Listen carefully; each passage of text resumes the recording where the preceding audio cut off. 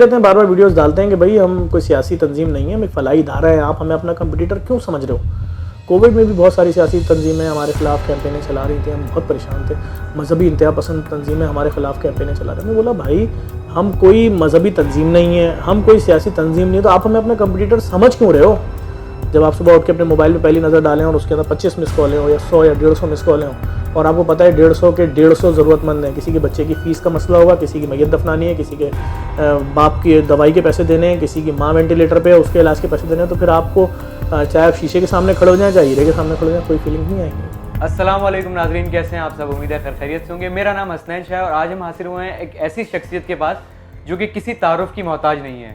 बिलखुसूस समाजी और फलाही कामों में इनका पाकिस्तान के अंदर कंट्रीब्यूशन बहुत ज़्यादा है। चाहे वो कोई सानेहा हो, कोई आफत हो, कोई कोविड जैसी वबा हो या गरीब और ज़रूरतमंदों की मदद हो, ये और इनकी तंजीम हम वक्त हर किस्म की मदद के लिए हमेशा तैयार रहती हैं। आइए आज हम मिलते हैं ज़फ़र अब्बास जाफरी साहब से। अस्सलाम वालेकुम ज़फ़र भाई, कैसे हैं आप? खैरियत से हैं? वालेकुम, आप खैरियत से हैं? करम वाले। आपने जेडीसी की बुनियाद क्यों और कैसे रखी? ठीक है, हमने 2010 के सैलाब में इस इदारे की बुनियाद रखी थी, जिस वक्त गिलगित अताबाद से सैलाब का सिलसिला शुरू हुआ था और उसने बलूचिस्तान के बॉर्डर तक को हिट किया था। सही। अच्छा ज़फ़र भाई, मेरा आपसे दूसरा सवाल ये है कि आपकी तंजीम जेडीसी जो है वो बैक वक्त काफ़ी सारे कामों में मसरूफ़ अमल है, जैसा कि old age home, orphanage home और 24 घंटे बिला तफरीक रंगो नस्ल जो है खाने का एहतमाम किया जाता है, तो इसकी सरपरस्ती आप खुद करते हैं? नहीं, ये बेसिकली की तंजीम नहीं है कि फलाही इदारा है, NGO है रजिस्टर्ड, और इसके अंदर लाजमी बात है मुख्तलिफ डेजिग्नेशन होते हैं, मुख्तलिफ हायरार्की होती है, उनकी जिम्मेदारियाँ होती हैं, और जितने भी हमारे प्रोजेक्ट्स हैं उन सब के हेड्स अलग अलग हैं, उनके लाजमी बात है जिम्मेदारान अलग हैं। उसके अंदर बाज़ में सैलरी पेड स्टाफ है। लाजमी बात है अगर तंदूर के ऊपर कोई रोटी लगाने वाला है वो हमारा वॉलंटियर तो नहीं है ना, वो तो सैलरी पे। इसी तरह आटा गूंदने वाला है, इसी तरह दस्तरखान पे खाना बनाने वाला है, इसी तरह IT के टीचर्स हैं, इसी तरह एम्बुलेंस के ड्राइवर हैं, इसी तरह ओल्ड एज होम के जितने जिम्मेदारान हैं सबकी तनख्वाहें हैं जो इस तरह के। बाकी हमारे पास वॉलंटियर्स भी बेतहाशा हैं। सही। अच्छा ज़फ़र भाई, आपकी इन सारी मसरूफियात को देखते हुए जेडीसी और जैसे अभी आपने फ्री मोबाइल रेस्टोरेंट अभी आपने लॉन्च किया अपना एक नई इन्वेंशन है पाकिस्तान के अंदर, तो ये जो आपने फ्री मोबाइल रेस्टोरेंट का आगाज़ किया, तो ये इसके पीछे क्या मकासद हैं? इससे किस तरीके से फ़ायदा हो सकता है? देखिए, इसके पीछे सबसे बड़ा मकसद ये है कि मैं किसी इलाके में जाऊँ, एक घर रेंट पे लूँ, पहले तो ऐसी जगह ढूंढूँ जिसका ग्राउंड फ्लोर हो। लाजिम बात है अगर मैं किसी घर के अंदर तीसरी मंजिल के ऊपर दस्तरखान खोलूँगा तो लोगों को बताना बड़ा मुश्किल है।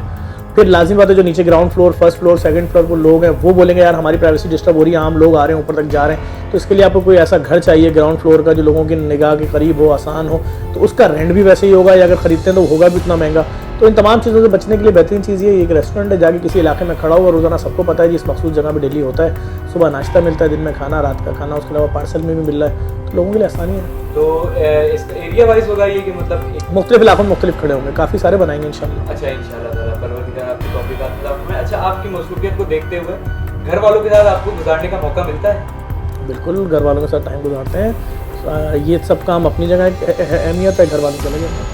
अच्छा ज़फ़र भाई, समाजी कामों के अलावा आपकी ज़िंदगी का भी कोई ऐसा मकसद जो कि अभी तक आपका पूरा ना हुआ हो, और समाजी काम से हट के आपकी दूसरी हॉबीज़ क्या क्या हैं? ये सब हम तो सो के उठते हैं, इन्हीं कामों में लगे होते हैं और इसी काम को करते करते सो जाते हैं, दिन हमारे इस पर खत्म होता है।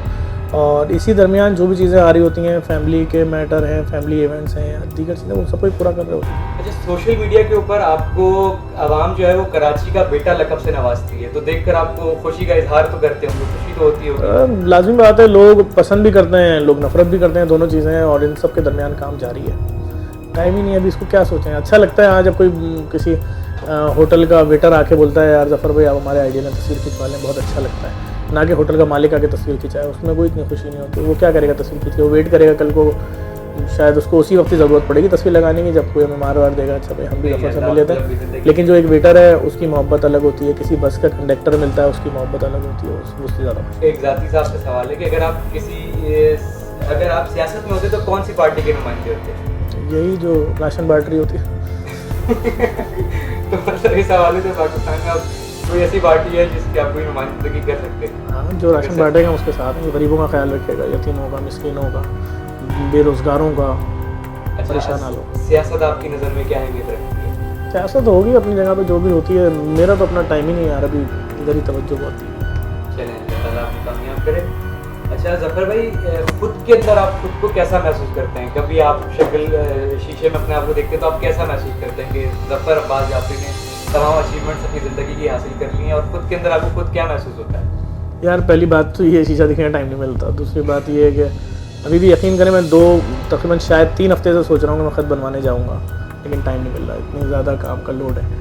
और शीशा क्या करना है, देख काम किए जा रहे हैं, बिल्कुल अपनी लाइन पे लगे हुए हैं, मुख्तलिफ चीज़ें हैं। कभी देखें ना, आप शीशा तो उस वक्त देखेंगे ना सुकून से जब आपके डिज़ाइन पे टेंशन नहीं होगी। जब आप सुबह उठ के अपने मोबाइल पे पहली नज़र डालें और उसके अंदर 25 मिस कॉलें हो या 100 या 150 मिस कॉलें हों, और आपको पता है 150 के 150 ज़रूरतमंद हैं। किसी के बच्चे की फ़ीस का मसला होगा, किसी की मैयत दफनानी है, किसी के बाप की दवाई के पैसे देने हैं, किसी की माँ वेंटिलेटर पे है उसके इलाज के पैसे देने हैं। तो फिर आपको चाहे आप शीशे के सामने खड़े हो जाएँ, चाहे हीरे के सामने खड़े हो जाएँ, कोई फीलिंग नहीं आएगी।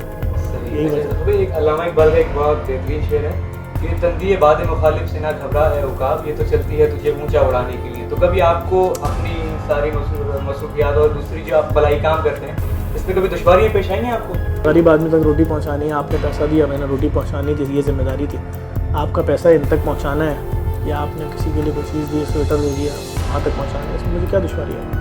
सियासी लोगों की तरफ से या दूसरी जानिब से किसी वो हम समझाते रहते हैं, बार बार वीडियोस डालते हैं कि भाई हम कोई सियासी तंजीम नहीं है, हम एक फलाही धारा है, आप हमें अपना कंपटीटर क्यों समझ रहे हो? कोविड में भी बहुत सारी सियासी तंजीमें हमारे खिलाफ कैंपेनें चला रही थी, हम बहुत परेशान थे।